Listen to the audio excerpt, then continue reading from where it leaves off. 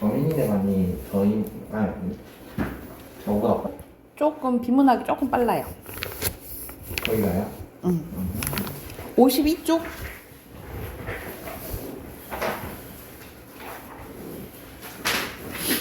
진도 조금 맞추려고요. 여기 52쪽 보면은 이청준의 줄이라는 이제 소설인데 여기서 나가 나와요. 무력하게 살아가던 나는 승천한 줄광대라는 기사를 취재오라는 문화부장의 지시를 받고 시읍으로 가게 되는데 나는 장의사 주인 사내에게서 줄에서 떨어져 죽은 한 젊은 줄광대에 속한 서커스단 이야기를 듣게 되고 이 서커스단 파산 이후 유일하게 시읍에 남았다는 지금 몸이 많이 상한 트럼펫을 불던 사내를 찾아가 그로부터 이야기를 이제 듣게 됩니다. 자, 그 젊은 줄광대 이름은 허운인데 그에게는 허노인이란 아버지가 있었대. 허노인은 줄타기를 한 길만 걸어온 장인 정신의 소유자로서 제주를 부리라는 단장의 요구에도 줄타기 자체에만 전념했다. 허노인은 허운에게 줄타기를 가르쳤고 허운은 16살이 되어서도 줄타는 것을 허락하지 않다가 마침내 허운의 경제에 이르자 같이 줄을 타다가 떨어져 죽게 돼요. 허노이 죽은 후 허운은 허노인과 마찬가지로 줄 위에서 제주를 부리지 않아 단장으로부터 꾸지람을 듣게 되는데 단장은 구경꾼의 흥을 도둑해서 줄을 그전보다 2배, 3배 높이 매답니다. 그러던 어느 날 시읍에서 공연을 마치고 허운은 한 여인에게서 꽃다발을 받게 되는데 며칠 뒤 허운은 줄 위에서 제주를 막 부리기 시작해요. 그래서 허운이 여인에게 같이 살자고 하는데 그러나 한쪽 다리를 절던 여인은 줄을 타고 있는 허운이 아닌 줄에서 내려온 허운을 사랑하지 않는다고 고백하는 거야. 그러니까 자기가 다리가 불편하니까 막 자유롭게 줄 타는 게 좀 이상적으로 보였겠지, 그치? 그래서 이게 얼마나 좀 상처받았겠어, 그죠? 그래서 그날 밤 허운은 한 번 더 줄 타겠다고 말을 하고 줄을 타다가 스스로 떨어져 죽어요. 얘는 이제 자살하게 되는 거죠. 허운이 죽은 뒤 사람들은 광대가 승천했다고 비웃는데 그러나 오랜 시일이 지나자 정말로 승천했다고 믿게 됩니다. 그래서 그 이야기를 온전히 나가 듣는 걸 조금 힘들어요. 여기서 본문에서도 이제 나오는데 그래서 다시 이제 이야기를 트럼펫 사내한테 갔을 때는 트럼펫 사내 이미 죽고 세상을 떠나고 난 후였다. 라고 보시면 될 것 같아요. 그래서 본문 가보면 바로 이 이야기를 듣는 부분이라고 생각을 하시면 돼요. 그래서 겉의 이야기가 우리 외부 이야기를 하죠, 그렇죠? 그리고 내부 이야기는 말 그대로 트럼펫 사내가 이제 말해주는 부분이라고 보시면 돼요. 그래서 대표적인 액자소설이라고 보시면 되고요. 자, 운이 11살 때였대요. 처음으로 학교라는 곳에 갔다가 시들에서 돌아온 운을 보고 허노이는 세상에 줄광대가 밟을 만한 땅이 흔찮은 게 당연하지. 그러고는 운에게 줄타라기를 가르치기 시작했대요. 땅바닥에 직선을 그어놓고 그 선에서 발이 벗어나지 않게 왕래하는 것부터 시작했다. 그 다음에는 강목이었는데 발바닥 절반만한 넓이의 강목을 땅에 깔아놓고 손을 뒤로 모아 잡은 다음에 몸을 꼿꼿이 하여 그 위로 왕래하는 훈련이었다는 거죠. 처음엔 천천히 그리고 나중에는 빨리 그랬다간 다시 천천히 그것이 아주 익숙하게 되었을 때 우는 눈을 싸매고 그때까지의 과정을 한 번 더 되풀이했대. 그 다음에는 그 강목이 줄로 바뀌고 그 줄이 드디어 공중으로 떠오르기 시작했다. 꼬박 5년이나 걸렸대 그걸 하는데 우는 16살이 되었고 그때 이미 그는 언뜻 보기에도 허노인과 다름없이 줄을 탔대요. 그러나 허노인은 운을 사람들 앞에서 줄 위로 오르게 하려는 눈치가 안 보였다. 하지만 운은 그 허노인에게 섣불리 이야기를 꺼낼 수 없었다. 운은 허노인이 무서워했는데 허노인은 운을 때리진 않았지만 시간이 나면 언제나 뒷마당에서 회초리를 들고 운의 줄타기 연습만을 계속했다는 거죠. 참다 못한 운이 어느 날 아버지 허노인에게 속마음을 텁니다. 아버지, 저도 이제 사람들 앞에서 줄을 탔으면 합니다. 그래, 그럼 줄을 탈 때 끝이 가까워 보이느냐? 네, 바로 눈앞에 있는 것 같습니다. 그럼 가는 줄이 넓게 보이겠구나. 그 위에서 뛰어놀 수 있을 것 같습니다. 허노이는 안 되겠다 이렇게 생각을 한 거야. 그래서 이렇게 물은 이유는 뭐냐면 줄이 보이는지 안 보이는지를 확인하는 거야. 그만큼 몰입하고 있는지를 확인한 거예요. 근데 보인다 했잖아, 그치? 그러면 그만큼 몰입하지 않는 걸 판명을 한 거죠. 그래서 안 되겠다 이렇게 얘기를 한 거야. 우는 까닭을 몰라서 더 대꾸하지 않았대. 그 이후로 18살이 되었다. 우는 헌호에게 다시 같은 청을 했대. 어떠냐? 줄이 넓어 보이느냐? 이제 줄이 보이지 않는다라는 거죠. 그만큼 줄타기에 이제 뭐 하게 된 거야? 몰입하게 된 거지, 그치?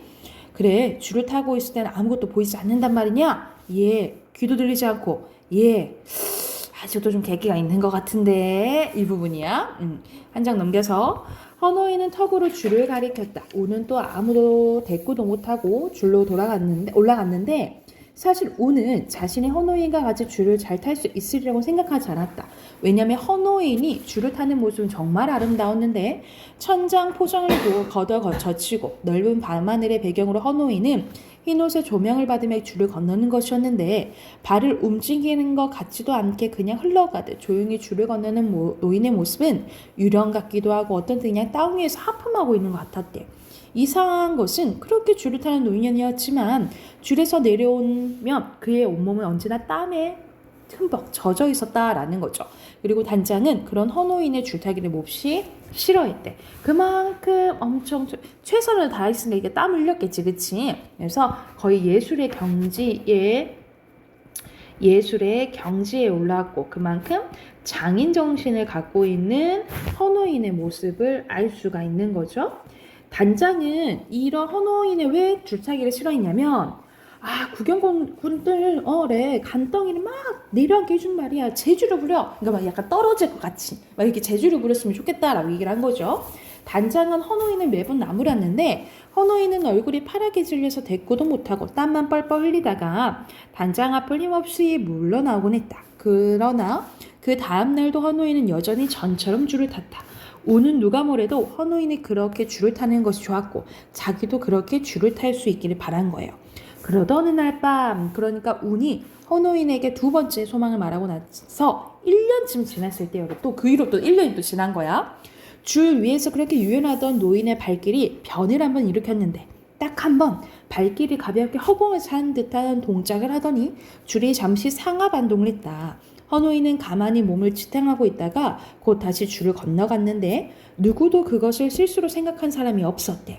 객석에 눈을 두고 있던 단장은 거기서 일어나는 무의식적인 함성에 놀라 하늘을 쳐다보았으나 줄이 상하로 조금씩 움직인 것밖에는 무슨 일이 일어나는지조차 알 수 없을 정도였대요.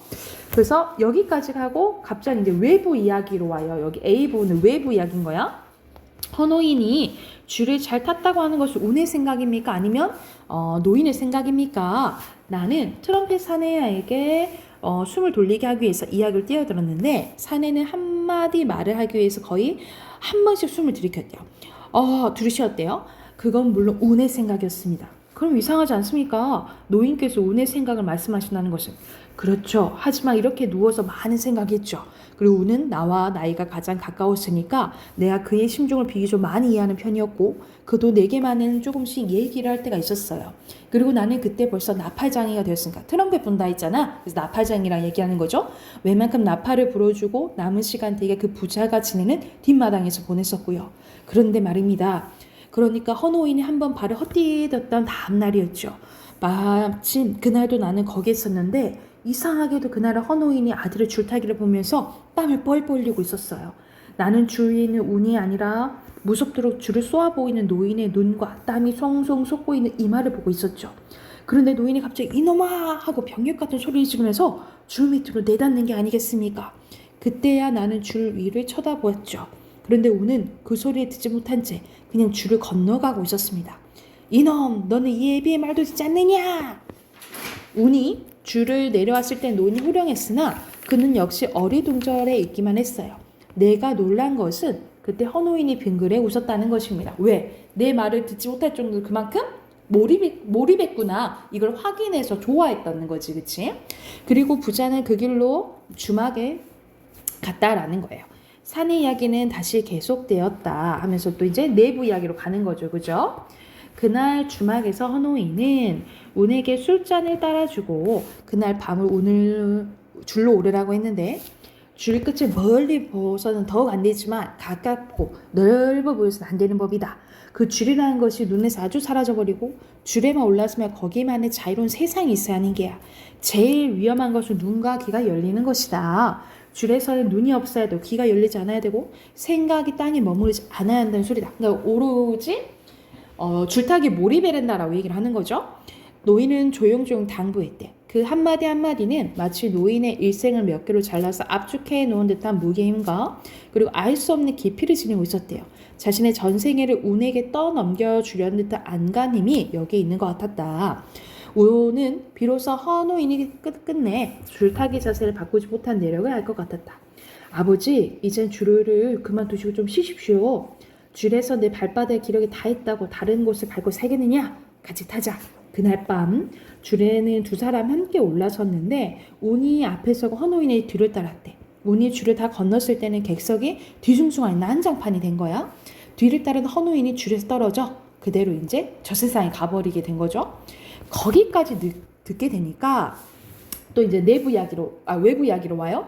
나는 사내에게서 그 이야기를 더 이상 시켜서 안 된다는 생각이 들었대.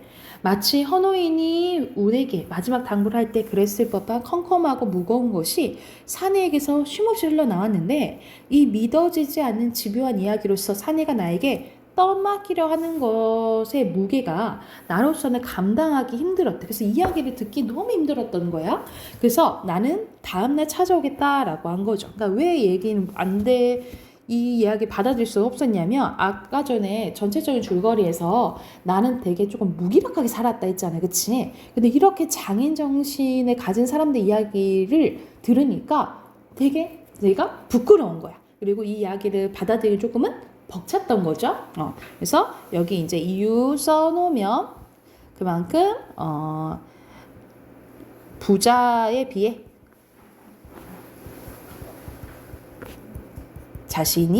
자신의 삶이 부끄러워서 그리고 이 부자의 삶의 무게가 말 그대로 부담스러워서 이제 감당 힘들어서 이야기를 듣기 어렵다라고 한 거야.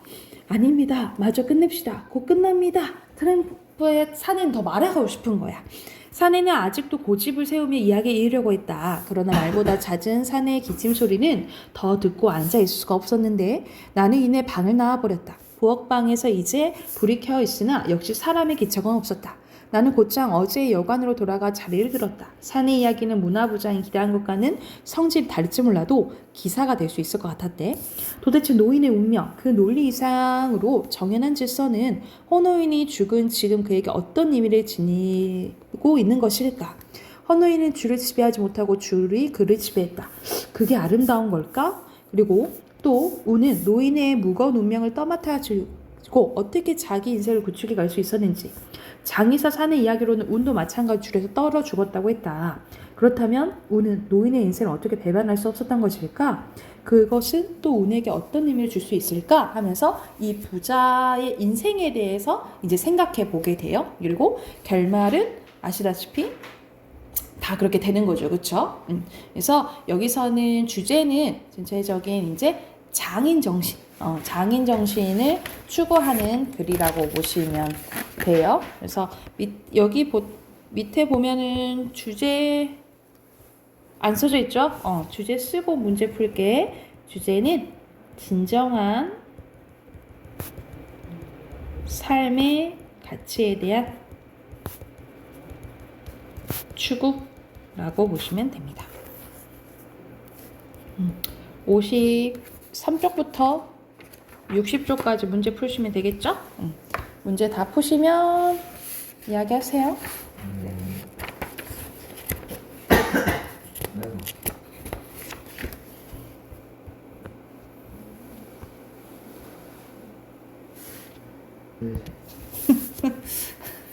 자, 답 확인해보자. 여기서는 네. 저거는 왜 2026년 거예요? 자, 순서대로 X 5 X 5고요. 1번에 여기서는 5번, 2번에 2번, 3번에 2번. 오케이.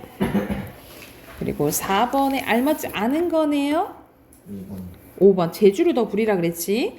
5번에 3번, 6번에 4번입니다. 그리고 7번에 3번 땡. 둘 다 경지에 오르고 있잖아요.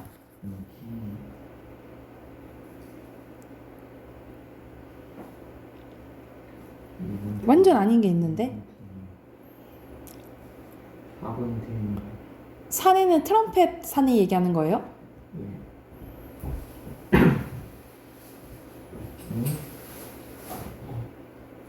아, 1번. 1번이죠. 전혀 뭐 의지할 뭐 그런 거 아니지. 8번에 4번, 9번에 1번입니다. 빈칸 넣어볼게요. 헌호인에 들어갈 거는 줄타기, 같이, 전달, 자유, 줄, 같이, 비판입니다. 문법 숙제 있었던 것 같은데 그랬나? 한번 펴보세요. 이런 나 요즘 너무 열심히 잔 것 같아요. 27조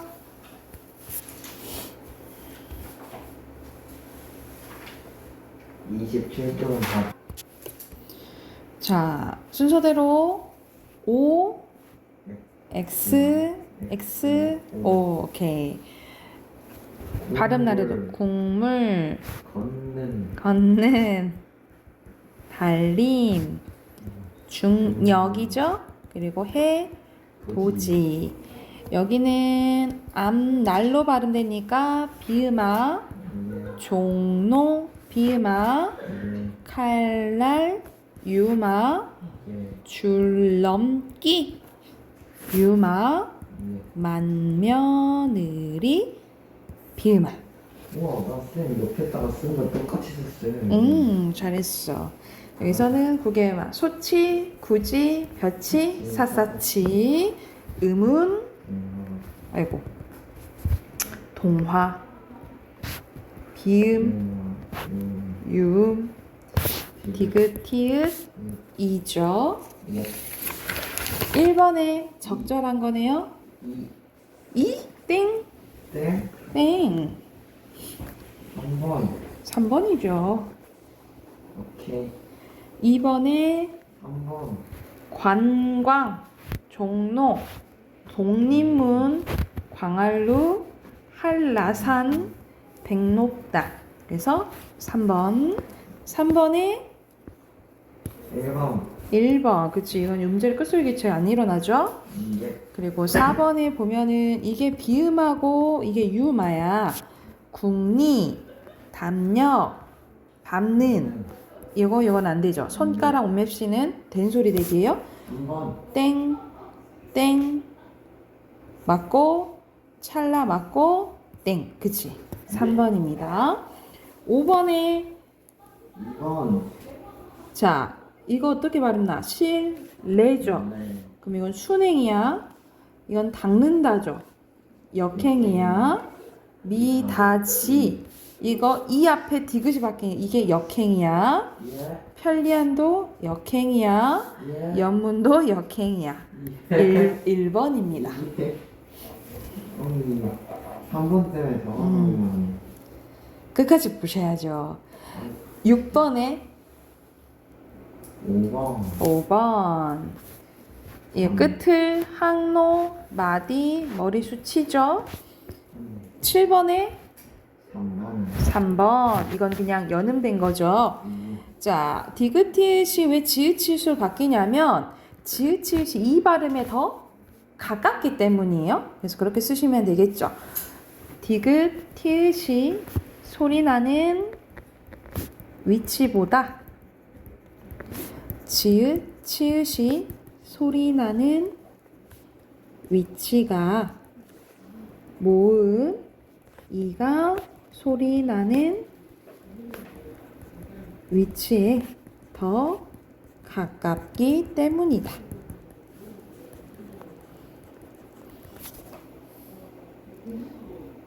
라고 쓰시면 됩니다.